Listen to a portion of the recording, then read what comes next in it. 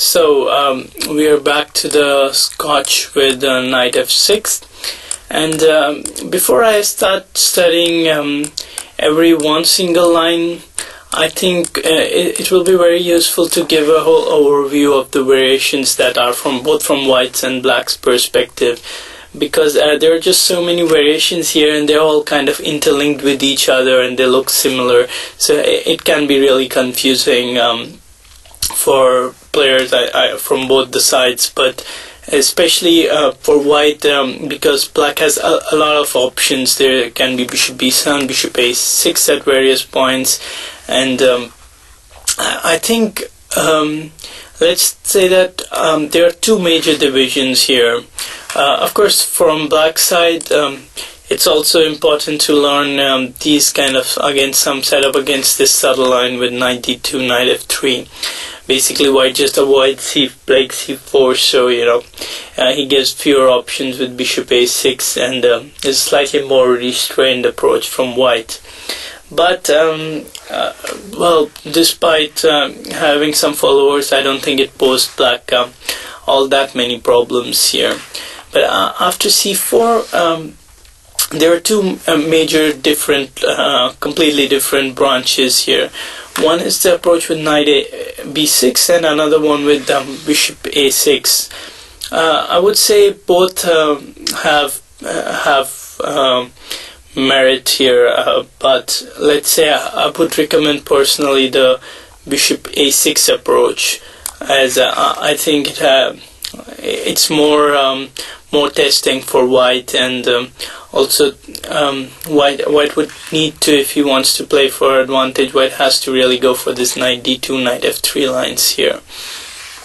Although again there is a wide gap or wide amount of options he has, but there's also knight b6, which I think let's first discuss the various options which we'll be seeing here.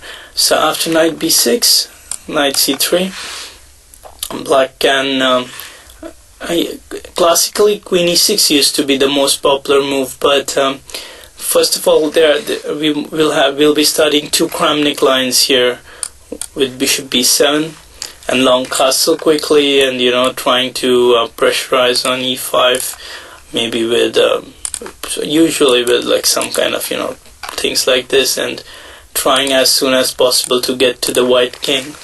But well, we are also able to go long castle quickly, and it's not a big problem, but there's a huge few actually lines which we'll need to consider here. And then the other thing is with bishop a6, b3, long castle, and just instantly going after this pawn. It's once again one of the lines Kramnik has used with black, so it will again deserve serious attention later on.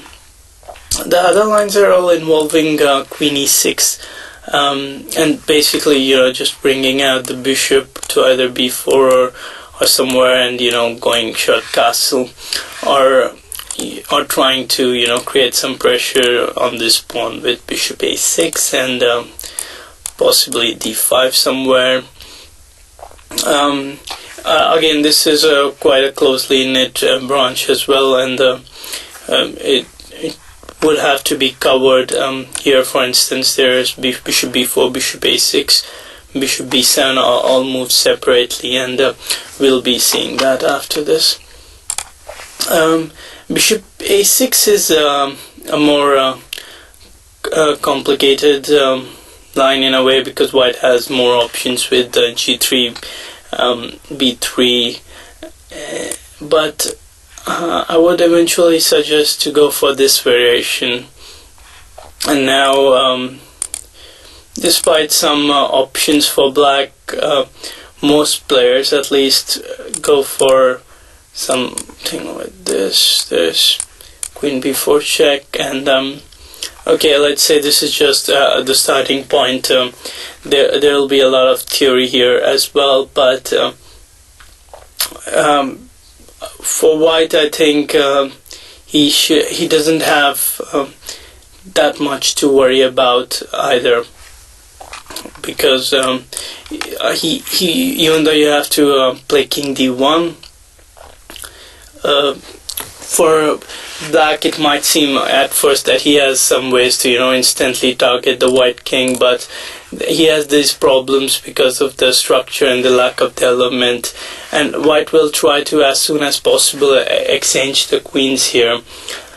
And I think as you'll see in the videos, there's not so much to worry about. But for now, I think that just gives a good overview of the variations before we start.